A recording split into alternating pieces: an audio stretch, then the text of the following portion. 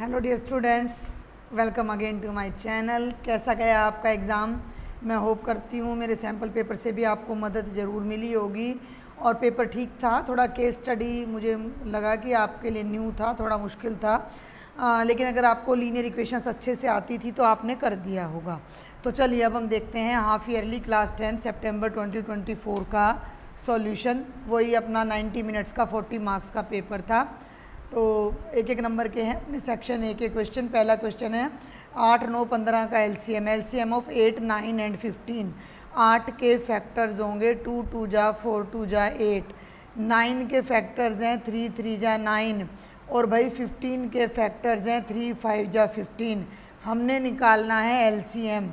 LCM में सभी factors लेने हैं, 2 को भी लेना है, 3 को भी, ये 2 क्यूब है, ये 3 स्क्वायर है, 3 की पावर 1 और 5 की पावर 1। 2 को भी लेना है, 3 को भी लेना है और 5 को भी, और मैक्सिमम बार लेना है। तो 2 की पावर 3 लेंगे, 3 की पावर यहाँ 2 है, यहाँ 1 है, तो 3 की पावर 2, 5 पावर 1, 2 दूनी 4 दूनी 8 और 3 तिया 9 और गुणा 5, 8 5 40 और 40 को 9 से करेंगे तो 360। ऑप्शन नंबर डी करेक्ट है। के दूसरा देखो, के किन मानों के लिए निम्न समीकरण का कोई हल नहीं है। For what value of k this pair has no solution. Solution कब नहीं होता? जब लाइंस पैरेलल हो। लाइंस पैरेलल कब होती हैं? A1 बाय A2 और B1 बाय B2 तो इक्वल हो, लेकिन वो C1 बाय C2 के इक्वल ना हो। तो ये आ जाएगा A1 हो गया 1 बाय ये A2 2, फिर ये हो गया is equal to minus k by -6 और ये हो गया 4 by -5 is not equal to 4 by -5। इन दोनों से ये कट गया। पहले इन दोनों को पकड़ो, 1 बाय 2 इज इक्वल टू के बाय 6, 6 को इधर ले जाओ, 6 बाय 2 इज इक्वल टू के, तो के की वैल्यू आ गई 3। लेकिन जब हम पीछे वाले दोनों को देखते हैं, k by 6 is not equal to 4 by -5, तो 6 को उधर ले जाओ तो के की वैल्यू नॉट इक्वल टू होनी चाहिए 24 बाय -5 के। ठीक है, तो ये इससे जो हमारा कंक्लूजन आता है वो ये आता है कि के की वैल्यू जो है वो 3 के इक्वल होनी चाहिए। अगर के की वैल्यू 3 हो जाती है तो अभी आप देखो ना, पुट करके भी देख सकते हो, के की वैल्यू जब 3 हो जाती है तो ये दोनों तो इक्वल आ जाएंगे और ये इसके इक्वल नहीं आएगा, क्योंकि 3 by 6 is not equal to 4 by -5। तो हमारे गिवन सिस्टम का कोई हल नहीं होगा, तो ऑप्शन ए करेक्ट हो जाएगा। थर्ड क्वेश्चन पे आ जाओ। द्विघात बहुपद के शून्य ज्ञात कीजिए, फाइंड द जीरोज। ये बहुत ही आसान क्वेश्चन है। अगर मेरे लेक्चर्स आप देखते तो मैं इस एग्जाम्पल को बहुत बार उठाती हूँ। मिडल टर्म को तोड़ेंगे तो 2 और 3 आएगा, x² - 2x - 3x + 6। दोनों में से x कॉमन ले लो, x - 2, इन दोनों में से -3 कॉमन ले लो, x - 2। x - 2 बाहर आ जाएगा तो ये बचेगा x - 3। शून्य ज्ञात करने हैं, इक्वल टू 0 कर दो, x की वैल्यू 2 और 3 आ जाएगी, ऑप्शन ए। फोर्थ देखें, के किस मान के लिए इसके मूल बराबर होंगे। For what value of k the roots are equal. Roots equal कब होते हैं?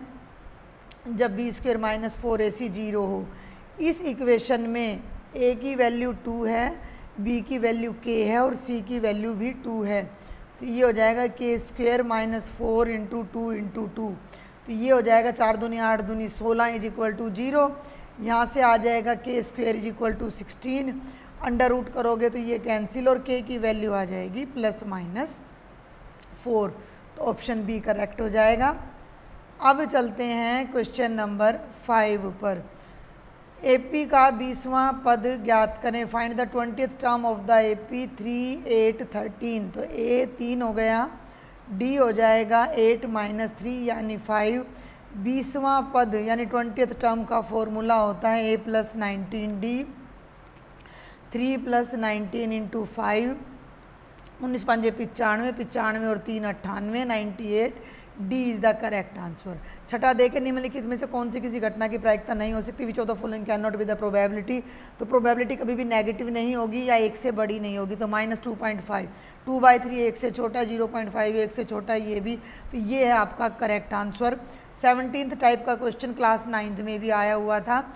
आपको क्लास इंटरवल दे रखा है और आपने उसका क्लास साइज यानी वर्ग माप बताना है, क्लास साइज बताना है, तो वो हो जाएगा 15 जमा 20/2 यानी 35/2 यानी कि 17.5।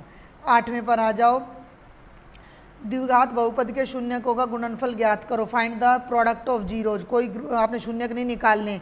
अगर ये हमारा कोई द्विघात बहुपद है और अल्फ़ा बीटा इसके रूट्स हैं तो उनका जो गुणा होती है वो क्या होती है, c/a, और शून्यकों का जो जोड़ होता है -b/a।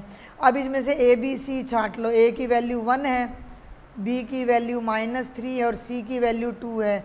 तो शून्यकों का जो गुणनफल है अल्फ़ा बीटा वो c/a यानी 2/1 यानी कि 2 हो जाएगा। उनों में पे जो सभी खालिस्तान त्रिभुज समरूप होते हैं, ऑल इक्विलेटरल ट्राइंगल्स या समबाहु त्रिभुज जो है वो समरूप होते हैं, इक्विलेटरल ट्राइंगल सिमिलर होते हैं। 10वां है, 2 पॉइंट्स दे रखे हैं, इनके बीच की आपने डिस्टेंस निकालनी है। डिस्टेंस फॉर्मूला होता है x2 - x1 square plus y2 - y1 square का अंडर रूट ये x1 ये y1 ये वाला पॉइंट x2 ये वाला y2। तो 5 में से -2 को माइनस करेंगे तो 5 - -2 होल स्क्वेयर। 7 में से 4 को माइनस करेंगे 7 - 4 होल स्क्वेयर। ये डबल माइनस है, प्लस हो जाएगा। 5 और 2 7 का स्क्वेयर, 7 में से 4 गया 3, 7 का स्क्वेयर 49, 3 का स्क्वेयर 9, 49 और 9 58 आ जाएगा। Under root 58 is the answer. अब आ जाओ क्वेश्चन नंबर 11 पर, जो कि है असर्शन रीजन। असर्शन क्या है, √3 एक अपरिमेय संख्या का उदाहरण है, तो ये सत्य है। सभी धनात्मक पूर्णांकों के वर्गमूल अपरिमेय होते हैं, तो ये असत्य है। मान लो मैंने 16 ले लिया, तो 16 एक पॉजिटिव इंटीजर है, लेकिन जब इसका अंडर रूट करूँगी तो +-4 यानी रैशनल आएगा, तो ये असत्य है। तो असर्शन ट्रू है, रीज़न फॉल्स है, तो ऑप्शन सी करेक्ट आंसर है। इंग्लिश मीडियम के बच्चों को मेरे ख्याल से कोई दिक्कत आनी नहीं चाहिए, फिर भी मैं दोबारा से बता देती हूँ। ये कह रहा है कि √3 is an example of irrational number, तो ये बिल्कुल ट्रू है, लेकिन ये हमारा फॉल्स है, क्योंकि जितने भी पॉजिटिव इंटीजर्स है ज़रूरी नहीं है कि सबका स्क्वायर रूट इरेशनल हो। तो this was complete section A. अब चलते हैं सेक्शन बी पर। प्रूव, देखो मैं श्योरली बताया था कि इस टाइप का क्वेश्चन जरूर आता है। सिद्ध कीजिए कि वर्गमूल 5 अपरिमेय संख्या। Prove that √5 is an irrational number. अब थोड़ा लंबा, इनको 3 में देना चाहिए ये क्वेश्चन मेरे अकॉर्डिंग, तो अब इसको मैं डिटेल में नहीं कराऊंगी, फटाफट हम इसको देखेंगे कि हम कैसे लेते हैं। हम इसको कॉन्ट्राडिक्शन से लेते हैं। हम करें क्वेश्चन नंबर 12, माना वर्गमूल 5 अपरिमेय नहीं है। माना, मैं साथ में इंग्लिश बोल दूं, let √5 is not an irrational number. अपरिमेय नहीं है तो दो ही तरह के वास्तविक संख्याएं होती हैं। परिमेय नहीं है तो वर्गमूल 5 परिमेय है। जो संख्या परिमेय है उसे मैं p/q की फॉर्म में लिख सकती हूँ, जिसमें q 0 नहीं है और p व q सह अभाज्य पूर्णांक हैं। p एंड q आर को प्राइम इंटीजर्स। मेरी बात समझ में आ गई, यानी कि दोनों का कॉमन फैक्टर केवल 1 है। इसमें कर दो भैया तुम दोनों तरफ स्क्वेयर, तो √5 का स्क्वेयर करोगे तो ये आएगा p²/q² कैंसिल। 5 बराबर है p²/q²। q² को तो उधर ले जाओ और 5 को नीचे ले आओ, तो p² 5 से पूरा पूरा भाग हो गया। जब p² 5 से भाग हो गया तो p भी 5 से पूरा पूरा भाग हो गया। जब p 5 से डिवाइड हो रहा है तो p 5 का मल्टीपल है यानी 5m, तो p की वैल्यू को यहाँ रख दो। q² = 5m का square by 5, q² = 25m² bye 5, 5 × 5 q² 5m² यानी q² भी 5 से डिवाइड हो गया। जब q² 5 से डिवाइड हो गया तो q भी 5 से डिवाइड हो गया, q भी 5 से विभाज्य है। देखो मेरी बात को ध्यान से सुनना, यहाँ हम कह रहे हैं कि p 5 से विभाज्य, यहाँ हम कह रहे हैं q 5 से विभाज्य। दोनों को मिलाऊं तो p व q दोनों 5 से डिविजिबल हैं यानी विभाज्य हैं, विभाजित होते हैं। जबकि यहाँ मैं कह रही हूँ कि p और q को प्राइम है, सहभाज्य यानी कि एक के अलावा किसी से भाग नहीं हो रहे, तो दोनों बातें कॉन्ट्राडिक्शन हो रही हैं। तो गड़बड़ कहाँ है कि हमने जो पोजीशन की थी, जो कल्पना की थी कि वर्गमूल 5 अपरिमेय नहीं है, वो गलत है।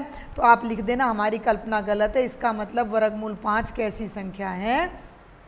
अपरिमेय संख्या। इसका डिटेल प्रूफ चाहिए तो हर बार मैं सुपरफास्ट रिवीजन में इनका प्रूफ डालती हूँ। मैंने पूरा चैप्टर नंबर 1 बहुत डिटेल में सॉल्व करवाया हुआ है, उनमें भी मैंने बहुत अच्छे से डाला हुआ है। ठीक है, यहाँ तो मैं आपको जस्ट क्लू दे रही हूँ क्योंकि ये तो हमारा पेपर चल रहा है। नंबर 13 पे आ जाओ कि हल करें। पहला समीकरण है 7x जमा 2y बराबर है 20, 7x plus 2y equal to 20।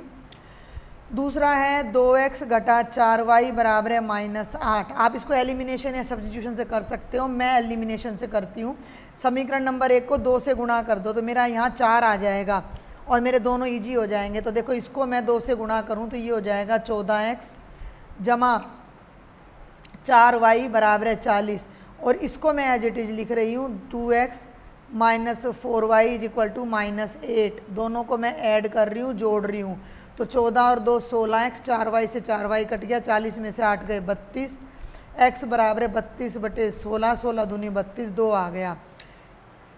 x की वैल्यू 2 आ गई, इसमें पुट कर दो 2 into 2 minus 4y equal to -8, 4 घटा 4y माइनस का 4y बराबर है -8 माइनस 4 यानी -12, माइनस से माइनस कट गया, y की वैल्यू 12/4 3। लास्ट में लिख दो x 2 y 3। क्रॉस चेक कर सकते हो, इसमें पुट कर लो 7x plus 2y equal to 20। यहाँ 2 रखो, 7 दूनी 14, यहाँ 3 रखो 6 20, और 20 इक्वल आ गया।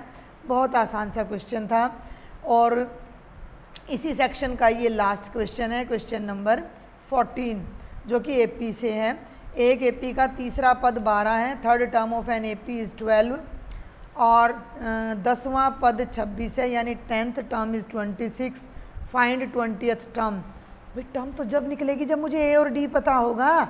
तो मान लिया कि इसका जो पहला पद है, माना पहला पद a, let first term is a, माना सारवंतर डी, और हमें ये भी पता है कि nth टर्म का फॉर्मूला होता है a plus n minus 1 into D.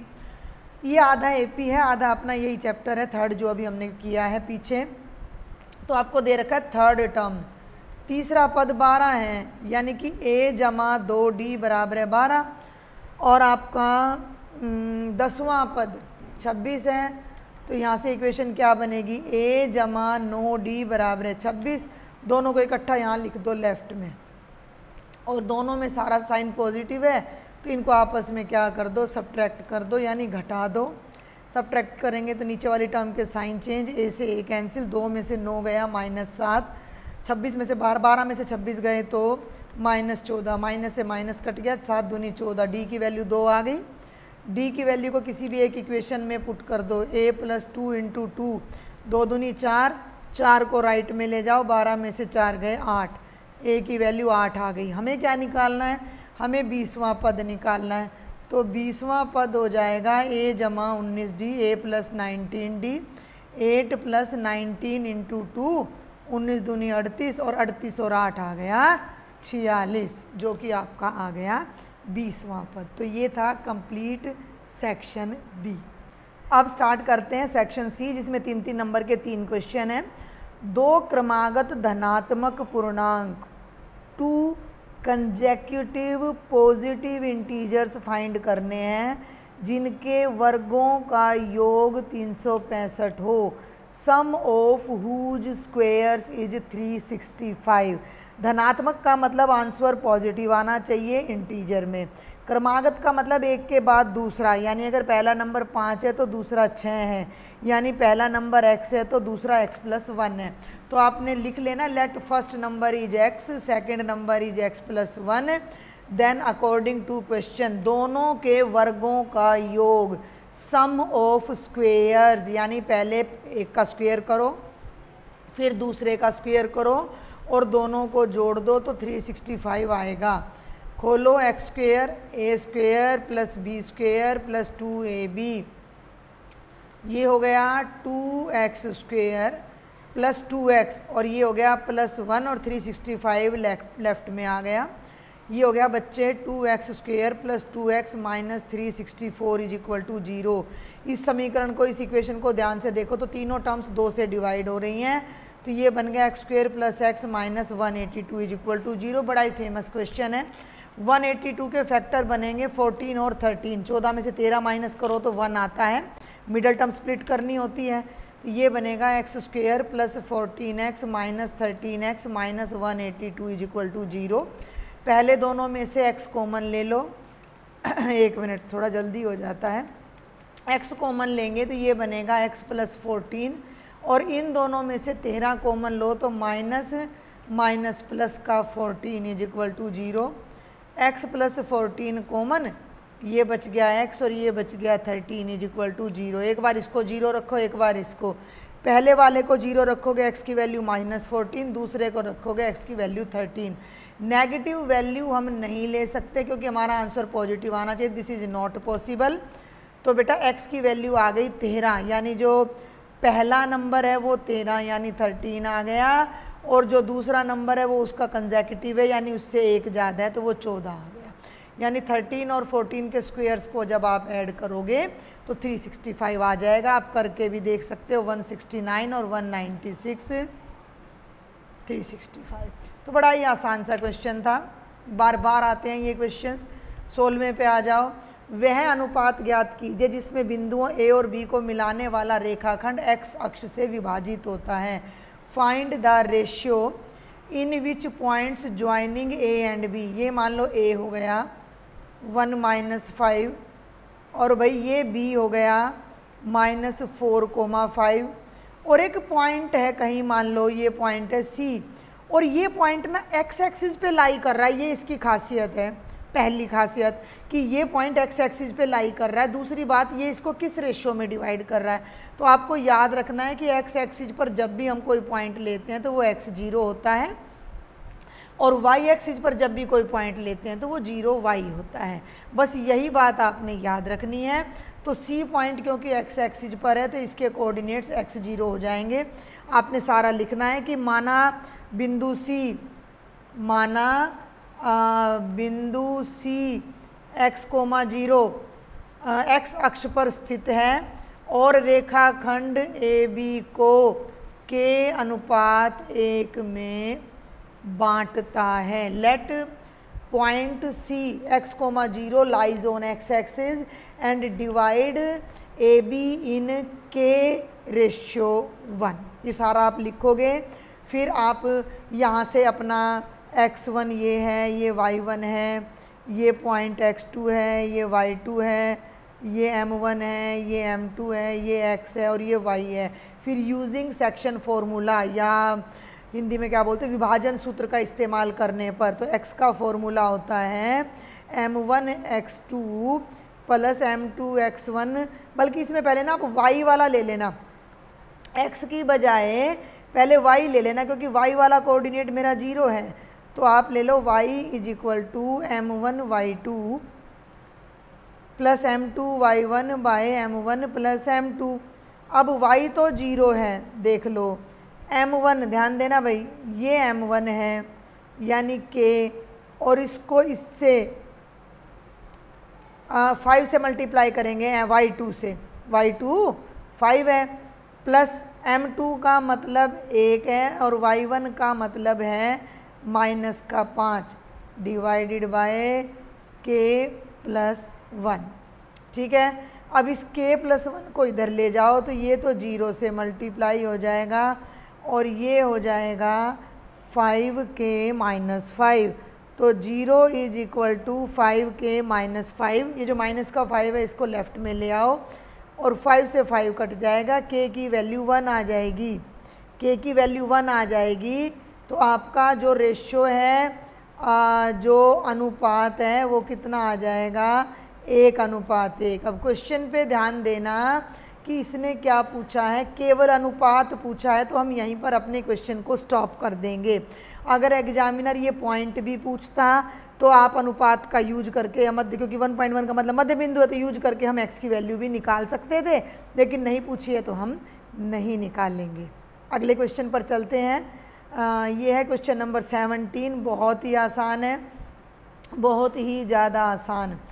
52 पत्तों की अच्छी प्रकार से फेंटी हुई गड्डी में से पत्ता निकाला जाता है, इनकी प्रायिकता बताओ। 1 card is drawn from A well shuffled pack of 52 cards. देखो आपने सिर्फ क्या लिखना था, कुल पत्ते 52 और हुक्म का पत्ता निकाला गया। हुक्म के पत्ते कितने हैं भाई, स्पेड कितने हैं, स्पेड कितने हैं, तो हुक्म का पत्ता 13 है। तो हुक्म के पत्ते की प्रायिकता, प्रोबेबिलिटी ऑफ अ स्पेड कितना आ जाएगा, favourable outcome by total outcome 13/52 यानी 1/4। दूसरा पार्ट अब मैं वर्बल कराऊंगी। रेड फेस कार्ड, लाल रंग का तस्वीर वाला पत्ता। फेस कार्ड जिन पर फेस बने वो 12 होते हैं, उनमें से रेड 6 होते हैं, तो रेड की प्रोबेबिलिटी हो जाएगी 6/52, 3/26। इसी तरह लिखना था। थर्ड है जैक ऑफ हार्ट्स, पान का गुलाम, तो एक ही गुलाम होएगा पान का, तो उसकी प्रोबेबिलिटी आ जाएगी 1/52। ये है complete section C. Class 10th के सैम्पल पेपर सॉल्यूशन में अब हम सॉल्व करेंगे सेक्शन डी, जिसमें 5-5 नंबर के 2 ही क्वेश्चन हैं, लेकिन वैसे ये 4 क्वेश्चन हैं। क्वेश्चन नंबर 18 देखो, सिद्ध कीजिए यदि किसी त्रिभुज की एक भुजा के समानांतर, ये त्रिभुज हो गया, पहले मैं आइडिया दे दूं कि एक भुजा के समानांतर, ये एक भुजा हो गई, अन्य 2 भुजाओं को अलग अलग बिंदुओं पर प्रतिच्छेद करने वाली रेखा खींची जाए, यानी इसके पैरेलल एक लाइन खींचें जो बाकी दोनों को यहाँ पे काट रही है, तो अन्य 2 भुजाएं एक अनुपात में विभाजित होती हैं, तो this by this is equal to this by this. ये थेल्स थ्योरम है, बेसिक आनुपातिकता, बेसिक प्रोपोर्शनैलिटी थ्योरम या आधारभूत आनुपातिकता प्रमेय है ये, ठीक है, थ्योरम 6.1 ही है ये। तो prove that if a line is drawn parallel to one side of a triangle, एक साइड के पैरेलल एक लाइन खींची गई है, which is intersecting other 2 sides, तो उन बाकी 2 साइड्स को वो इक्वल रेशियो में डिवाइड करेगी। तो इसका प्रूफ देखते हैं अब हम जल्दी से। इसका प्रूफ देखने के लिए मैं पूरा स्क्रीन अपना क्लियर कर लेती हूँ, और अब हम देखते हैं एग्जाम्पल नंबर, क्वेश्चन नंबर 18। मान लीजिए कि एक स्ट्रेट लाइन ले लेते हैं, थोड़ा ट्रायंगल सही से बन जाएगा। ये है अपना ट्रायंगल का नाम है ABC, ठीक है, ये है ट्रायंगल ABC, और इसमें जो BC के पैरेलल यहाँ एक लाइन L खींची जा रही है, BC के पैरेलल एक लाइन L खींची जा रही है जो AB और BC को D पे और E पे कट कर रही है। तो सबसे पहले आप लिखोगे गिवन, यानी दिया है, इन ट्राइंगल ABC, त्रिभुज ABC में L BC के पैरेलल है, वह L रेखा AB व AC को D व E पर प्रतिच्छेद करती है, काटती है, ठीक है, सिंपल भाषा में लिखना है। इंग्लिश में बताऊं तो in triangle ABC L is parallel to BC and line L intersect AB and AC at D and E respectively. To prove, हमें एक्चुअल में सिद्ध क्या करना है कि ये जो D और E पे काट रही है ना, तो ये जो AD और DB का रेशो है कि AD को DB से डिवाइड करें और AE को EC से, तो ये रेशो हमारा क्या आना चाहिए, इक्वल आना चाहिए। अब इसके लिए कुछ हम कंस्ट्रक्शंस करेंगे जिसे हम रचना बोलते हैं। हम क्या करेंगे, हम ज्वाइन करेंगे किस किस को, B को हम C से ज्वाइन करेंगे और D को E से ज्वाइन करेंगे। पहला काम तो ये करेंगे, इसको लिख दो, पहला काम D को C से व B को E से मिलाया, join D to C and B to E। और दूसरा काम अब हम क्या करने वाले हैं, हम D से एक लाइन परपेंडिकुलर ड्रॉ करेंगे सामने, D से ये परपेंडिकुलर ड्रॉ करेंगे AE पर, जिसका नाम होगा DM, ठीक है, और अपना E से एक परपेंडिकुलर ड्रॉ करेंगे सामने वाली लाइन पर, जिसका नाम होगा EN। परपेंडिकुलर का मतलब ये एंगल 90 है, ये भी 90 है, ये भी 90 है, ये हर तरफ 90 है। अब आप इस बात को भी लिख दो कि DM परपेंडिकुलर AC, मेरी बात सुन लेना, ये इतनी पे नहीं, नीचे तक पूरी पे परपेंडिकुलर है, तो AC है पूरी लाइन, DM परपेंडिकुलर AC और EN परपेंडिकुलर AB डालो की जगह तुम लिख दोगे draw DM perpendicular AC and EN perpendicular AB। Clear हो गया। अब आ जाओ प्रमाण पर, प्रूफ पर। इसका प्रूफ बड़ा सिंपल है, अगर हमारा बेसिक नॉलेज सारा क्लियर है तो it's proof is very easy. आपने क्या करना है, आपने थोड़ा सा ऐसे ध्यान देना है कि ये AD है और ये DB है, मुझे चाहिए लेफ्ट हैंड साइड के लिए AD और DB। तो AD के लिए आप ये ऊपर वाला ट्रायंगल लोगे ADE, और DB के लिए आप ये नीचे वाला ट्रायंगल लोगे DBE। इसमें मैं हल्का सा पैरेट कलर कर देती हूँ। और अब आप यहाँ लिखोगे कि त्रिभुज ADE का क्षेत्रफल, area of triangle ADE by, जो नीचे मैंने पैरेट कलर में कर रखा है ना, ट्रायंगल DBE का क्षेत्रफल, area of triangle DBE। Area क्या होता है ट्रायंगल का, 1/2 बेस इंटू हाइट, यानी 1/2 गुणा आधार गुणा ऊंचाई। अब मेरी बात पे ध्यान देना, ये ऊपर वाला, इसको थोड़ा सा मैं छोटा कर लूँ अब, क्योंकि ये सारी चीज़ें आपने देख ली हैं। अब ये जो ऊपर वाला ट्रायंगल है ना ADE, मैं इसको आपकी सुविधा के लिए यहाँ एक बार फिर बना देती हूँ। देखो AD और E, और यहाँ मैंने ये भी परपेंडिकुलर डाल रखा है और मैंने ये भी परपेंडिकुलर डाल रखा है।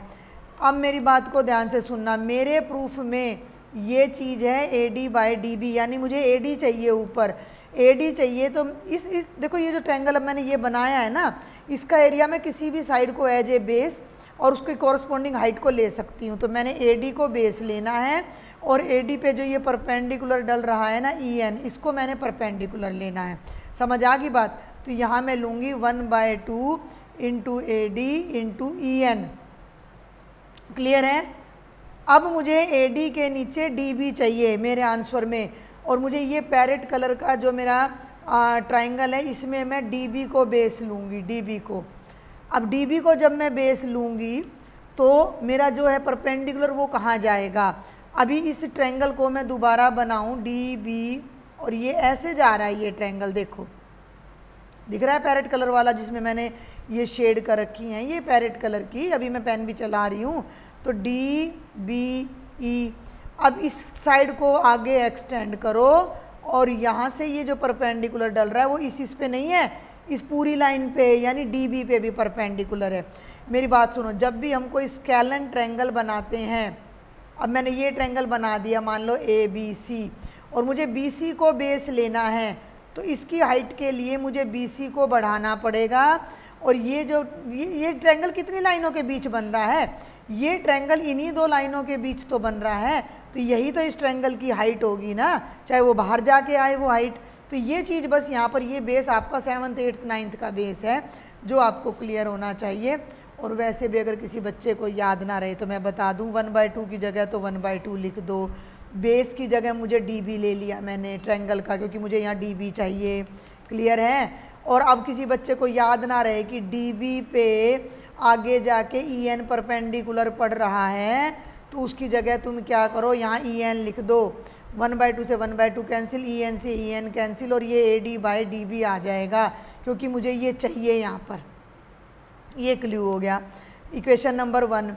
अब ले लो भाई दूसरी साइड पे आ जाओ। दूसरी साइड में है AE/EC।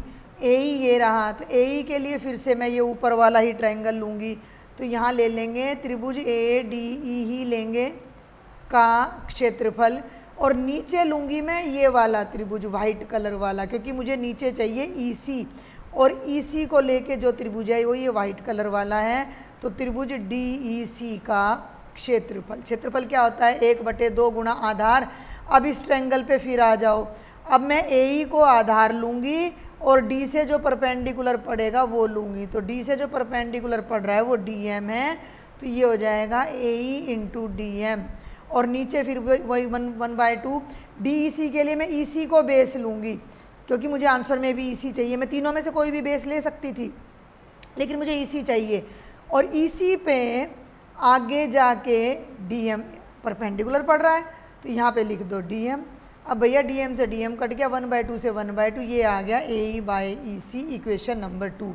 हमने जो प्रूव करना है वो इन दोनों को इक्वल प्रूव करना है ब्लॉक में जो है, यानी कि ये दोनों को AD/DB और AE/EC को, लेकिन हमें इनके बारे में कुछ नहीं पता। अब अगर हम इनकी लेफ्ट हैंड साइड को ज़रा सा एनालाइज करें तो दोनों की लेफ्ट हैंड साइड में रेशो चल रहा है। अब ऊपर वाला देखो त्रिभुज AD और इसमें भी त्रिभुज AD है, यानी ऊपर वाला तो दोनों का इक्वल है। अगर दोनों के नीचे वाले का एरिया भी इक्वल आ जाए तो लेफ्ट हैंड साइड इक्वल हो जाएगी, लेफ्ट हैंड साइड इक्वल हो जाएगी तो राइट हैंड साइड भी इक्वल हो जाएगी। ठीक है, अब सुनो मेरी बात। तो जो ये ट्रायंगल DEB यानी ये ग्रीन वाला और ये वाइट वाला है, इन दोनों को मैं एक बार समझाने के लिए यहाँ आपको बना के दिखाती हूँ। मान लो मैंने ये दो पैरेलल लाइंस ले ली और यहाँ मैंने एक अपना ये बेस ले लिया रेड कलर में। ठीक है, दिख रहा है आपको? इसको मैंने नाम दे दिया, कोई भी नाम दे दिया AB। अब मैंने ये एक ट्रायंगल बना लिया ABC। ठीक है, AB की लेंथ है 10 सेंटीमीटर और ये जो यहाँ इसकी हाइट है ये 4 है।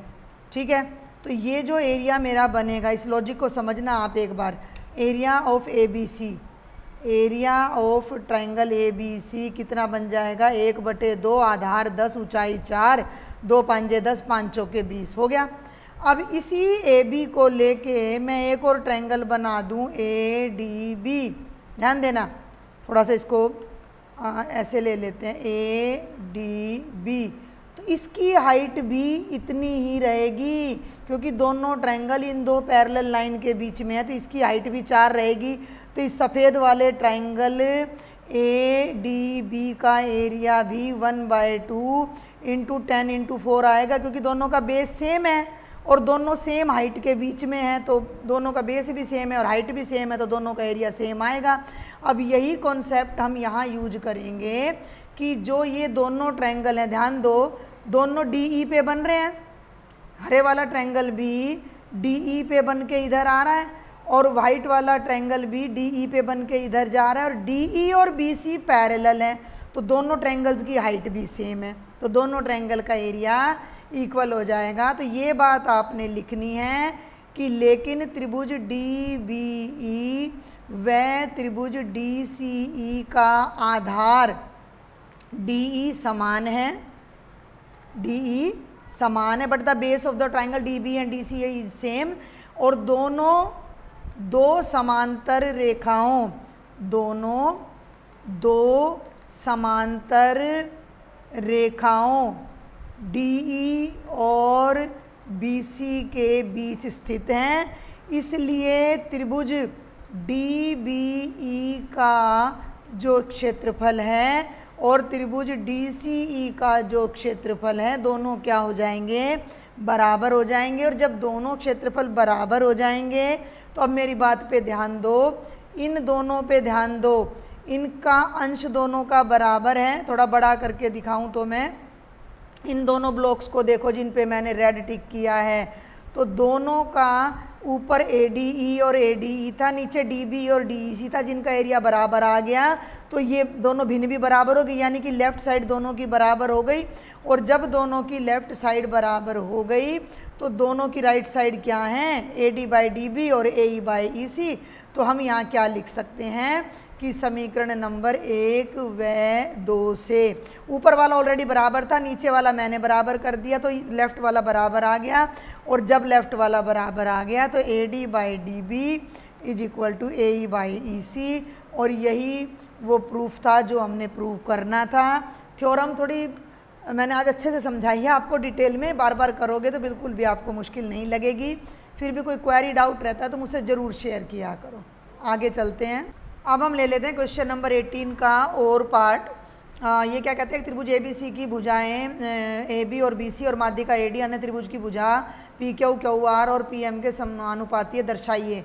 तो हमें देखो सबसे पहले तो चाहिए दो ट्राइंगल्स, तो हम दो ट्राइंगल ले लेते हैं। और मैं ये क्लियर कर दूं कि हम थोड़ा सा ना स्केलन टाइप का ट्राइंगल लेते हैं ताकि आपको अच्छे से कॉन्सेप्ट क्लियर हो जाए।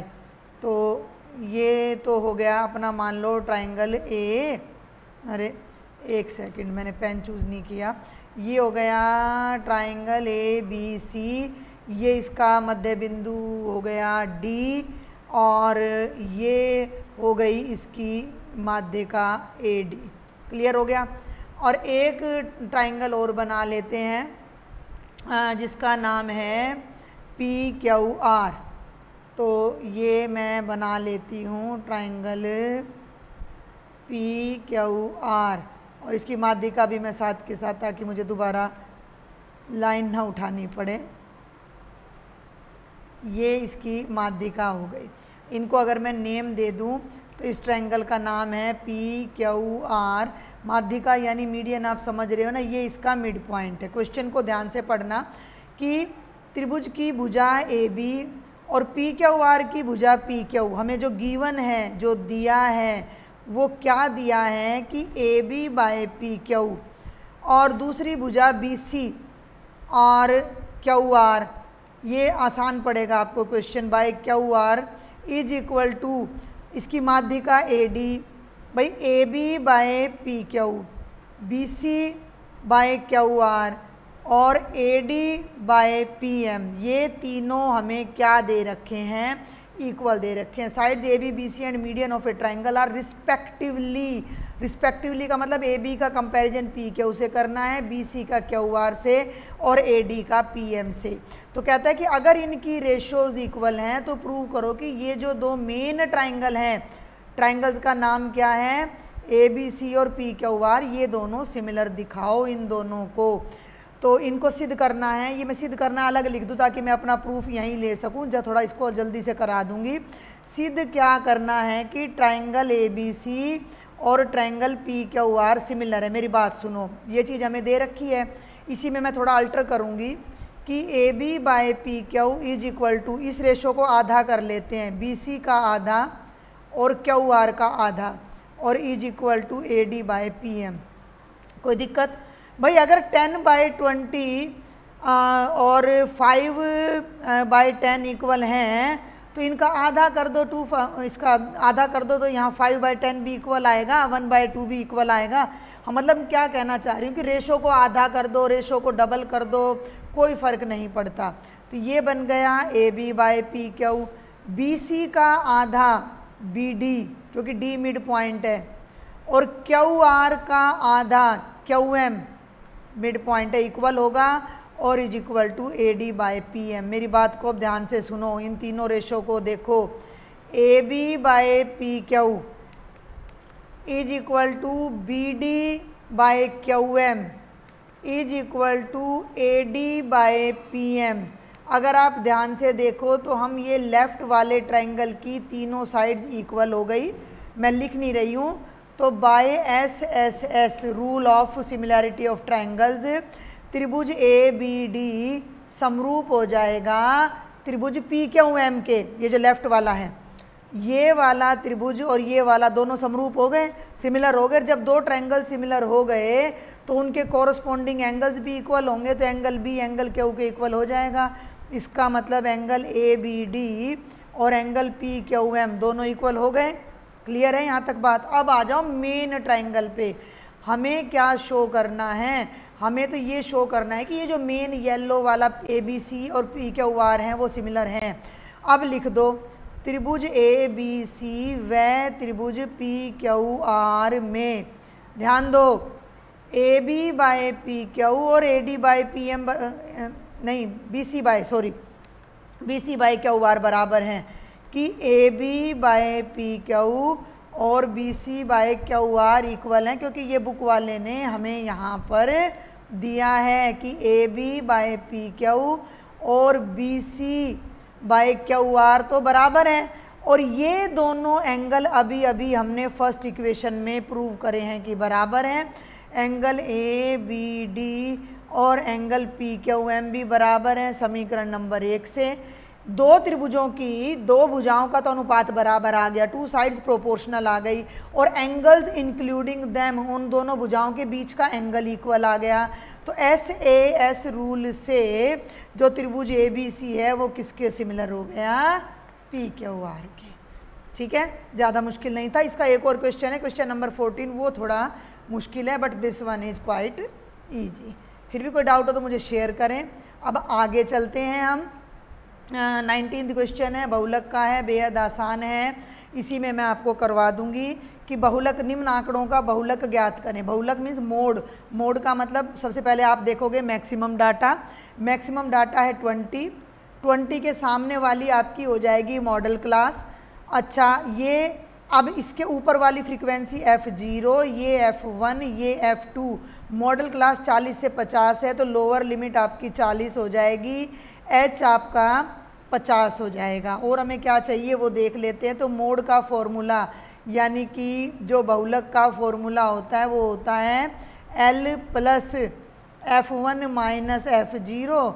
मैं डिटेल नहीं लिख रही हूँ, मैं अभी इन क्वेश्चंस का हिंट दे रही हूँ। जो क्वेश्चन करवाने के थे वो मैंने बहुत अच्छे से करवा दिए हैं। तो ये हो गया 40 प्लस, अब वैल्यू पुट कर दो। F1 20 है, F0 12 है, F1 का डबल करोगे तो 40 माइनस 12 माइनस 11 और भाई मल्टीप्लाइड बाय H। H का H 50 नहीं है भाई, H 10 है, मैं गलत लिख गई, H 10 है। H का मतलब इनका गैप। इसको सॉल्व कर दो। 40 प्लस 20 में से 12 गए 8, गुणा में 10 और बटे में 40 में से 12 गए 28, 28 में से 11 गए 17। ये बन गया 40 प्लस 80 बटे 17। 17 को एलसीएम ले लो, 17 चौके 68, 680 जमा 80 760 बटे 17 आ जाएगा। डेसिमल में आप इसको अपने आप बदल लीजिएगा, बहुत सिंपल था। और अब चलते हैं इसी की इंटरनल चॉइस पर। 30 व्यक्तियों का भार है, उनका माध्यक यानी मीडियन निकालना है। तो मीडियन निकालने के लिए फ्रीक्वेंसी आपको दे रखी है, आप बनाइएगा क्यूमुलेटिव फ्रीक्वेंसी जिसे बोलते हैं संचयी बारंबारता। 2 में 3 जोड़ दो 5, 5 में 8 जोड़ दो 13, 13 में 6 19, 19 और 6 25 और 3 28 और 2 30। इनका जोड़ कर लो, 3 2 5 और 8 13 और 6 19 6 25 और ये 30 आ गया। अब सुनो मेरी बात, n कितना है? 30 है। n का आधा कर लो 30 का आधा, यानी कितना हो गया? 15 हो गया। 15 से बड़ी फ्रीक्वेंसी चेक करो तो 19 है।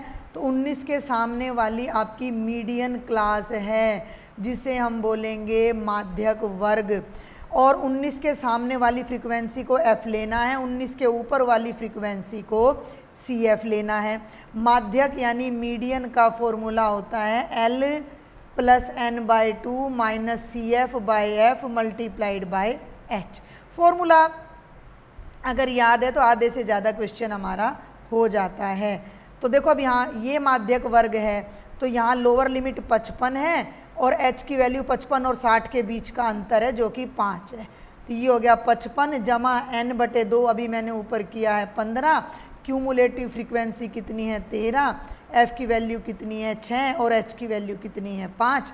बहुत सिंपल क्वेश्चन है, बस इसकी कैलकुलेशन कर दो, सॉल्व कर दो। 55 जमा 2 गुणा 5 बटे 6, 2 तिया 6, तो ये हो गया 55 जमा 5 बटे 3। एलसीएम ले लो, 3 5 15, 165 बाई 5, 170 बाई 3, 3 5 15, 2 3 6 18, सही 2 बटे 3। डेसिमल में बदल सकते थे, 56.6 आ जाता। तो ये आपका माध्यक था। और अब जल्दी से हम इसके लास्ट क्वेश्चन पर आ जाते हैं जो कि केस स्टडी है, जो बच्चों को थोड़ा मुश्किल भी लगा होगा। क्या क्वेश्चन है देखो ज़रा, कि मैं इसका जल्दी से आपको एक्सप्लेन कर देती हूँ कि एक टेस्ट हो रहा है बच्चों का और उसमें ट्रू फॉल्स के क्वेश्चन आ रहे हैं। अगर सही क्वेश्चन का आंसर देते हैं तो 1 नंबर मिलेगा, अगर किसी क्वेश्चन का रॉन्ग आंसर दे दिया तो -0.25 मार्क्स लगेंगे। 1/4 अंक आपका काटा जा रहा है। प्रत्येक सही उत्तर के लिए 1 अंक दिया जाता है, गलत उत्तर के लिए 1/4 अंक काटा जाता है। एक छात्र को कुछ प्रश्नों के उत्तर पता थे, बाकी उसने अनुमान लगाकर हल कर लिए। 120 प्रश्नों के उत्तर दिए और उसे 90 अंक मिले। इस सारी बात को आपने समझना है। अब हम अगले पेज पर चलते हैं कि ये क्या कह रहा है कि उसने अनुमान लगाकर पूछे गए सभी प्रश्नों के उत्तर गलत थे। तो कितने प्रश्नों के सही उत्तर दिए, कितनों का अनुमान लगाया। अब मेरी बात सुनो, आपको अगर टेस्ट में बिठा दिया जाए तो आपको जो सही पता है उनका तो एक ही नंबर आएगा ना। तो हम मान लेते हैं कि बच्चे ने जो सही क्वेश्चन समझ आ गया, क्वेश्चन समझ आया कि भाई एग्जाम में ट्रू फॉल्स के पेपर आ रहा है, ट्रू फॉल्स के क्वेश्चन आ रहे हैं। सही उत्तर का 1 नंबर है, गलत उत्तर का -1/4 है। तो माना किसी बच्चे ने सही उत्तर दिए x और गलत उत्तर दिए y और पूरे 120 के 120 उत्तर उसने दिए हैं, क्वेश्चन कोई भी नहीं छोड़ा, तो x और y का जोड़ कितना हो जाएगा, x जमा y बराबर है 120। पहली इक्वेशन बन गई। अब नंबर देखो, x प्रश्नों के हर प्रश्न का 1 नंबर मिलेगा तो x जमा 1, लेकिन y गलत दिए हैं तो हर एक का -1/4 मिलेगा और ये नंबर जोड़कर उसके 90 आ रहे हैं। ठीक है, तो ये बन गया x - y/4 बराबर है 90, लघुत्तम ले लेना, ये हो जाएगा 360 और ये दूसरा समीकरण। दोनों समीकरणों को हल कर लो, x जमा y बराबर है 120, 4x घटा y बराबर है 360, 0 8 4 ये कट गया 5x, तो इसको काट लो, 5 9 45, 5 6 के 30, x की वैल्यू 96 आ गई। 120 में से 96 घटा दो तो 24, y की वैल्यू 24 आ गई, यानी बच्चे ने 96 सही उत्तर दिए। तो पहले का उत्तर आ जाएगा 96, जितनों का उसने अंदाज़ा लगाया वो सारे गलत थे, तो 24 का उसने अंदाज़ा लगाया। तीसरे पे आ जाओ, यदि उसके अनुमान लगाकर जितने भी प्रश्न पूछे उनके उत्तर गलत थे और 80 सही दिए। अब 120 में से 80 सही हैं तो गलत कितने हो गए, 40। अब पूछ रहा है बच्चे को कितने नंबर मिले, सही 80 हैं तो 80 के कितने नंबर मिले, 80 एकम 80, 40 गलत थे तो हर गलत का 1/4 नंबर -1/4 हो गया, यानी 4 दाएँ 40 यानी -10, तो 80 में से 10 गए तो उस बच्चे को कितने नंबर मिले, 70। समझ में आ रही मेरी बात भाई, बच्चे ने 80 सही दिए, 40 गलत दिए, 80 के 80 नंबर पूरे मिल गए, लेकिन 40 क्वेश्चन गलत दिए, हर क्वेश्चन का 1/4 नंबर नेगेटिव हो गया, यानी 10 नंबर नेगेटिव हो गए, तो तीसरे पार्ट का आंसर आ जाएगा 70। और चौथा प्रश्न कि यदि अनुमान लगाकर पूछे गए सभी उत्तर गलत थे, 95 नंबर आए, पिछले पेज पर 90 नंबर आ रहे थे, पिछले पेज पर 90 नंबर आ रहे थे, तो हमने यहाँ 90 लिखा था। अब मैं आपको करवा रही हूँ 4th पार्ट की, बच्चे के नंबर आए 95, तो जब बच्चे के नंबर आए 95 तो ये 95 और ये समीकरण बदल जाएगा, यहाँ पर बिल्कुल वही सिचुएशन है। तो 4 लघुत्तम लिया, 4 5 20, 2 4 9 36 और 2 38। अब ये समीकरण बनेगा और दूसरा समीकरण है x जमा y बराबर है 120, y से y कट गया, 5x बराबर है 500। जब x को इधर रखोगे 5 को उधर ले जाओगे तो कट के 100 आ जाएगा। अब इस स्थिति में बच्चे ने कितने सही, 95 नंबर अगर बच्चे के आ रहे हैं तो कितने प्रश्नों के सही उत्तर दिए, तो 100 प्रश्नों के सही उत्तर दिए। पहले का उत्तर 96, दूसरे का 24, तीसरे का 70 और चौथे का तीसरे का 70 और चौथे का 100 आ जाता है। ये था आपका complete question paper half yearly. कोई डाउट है, क्वेरी है तो आपने मुझे ज़रूर शेयर करना है। इस क्वेश्चन को मैं जल्दी से एक बार फिर से रिपीट कर देती हूँ कि एक बच्चा एग्ज़ाम में बैठा है, 120 क्वेश्चन है, कुछ क्वेश्चन उसने सही किए हैं और कुछ उसने रॉन्ग किए हैं। सही का 1 नंबर मिलेगा, रॉन्ग का -1/4। कितने सही किए कितने गलत किए, माना x सही किए y गलत किए, क्वेश्चन एक भी नहीं छोड़ा, तो x जमा y 120। x का 1 नंबर मिला तो x नंबर, y का -1/4 मिला तो -y/4। पहले पार्ट का और दूसरे का आंसर देने के लिए उसको 90 नंबर मिल रहे थे। दोनों इक्वेशन को सॉल्व करके मैंने x और y निकाला। लेकिन जब मैं चौथे पार्ट पर आती हूँ तो बच्चे को 95 नंबर मिल रहे, तो यहाँ 95 लगाकर मैंने इक्वेशन को सॉल्व किया तो x की वैल्यू मैंने बता दी। 3 पार्ट ऐसे किए। और जो थर्ड, पहला दूसरा और चौथा, जो थर्ड है वो तो बिल्कुल ही वर्बल है कि बच्चे ने 80 सही किए तो 40 गलत किए, 80 के 80 नंबर आ गए, 40 का 1/4 कट के 10 तो 70 आ गया। तो ये सिंपल सा क्वेश्चन था। फिर भी कोई क्वेरी हो शेयर कर सकते हो। लेक्चर समझ आता है, पसंद आता है तो भाई एक काम और कर लिया करें, सब्सक्राइब करें, ज़्यादा से ज़्यादा स्टूडेंट्स तक लेक्चर को पहुंचाएं। Thank you.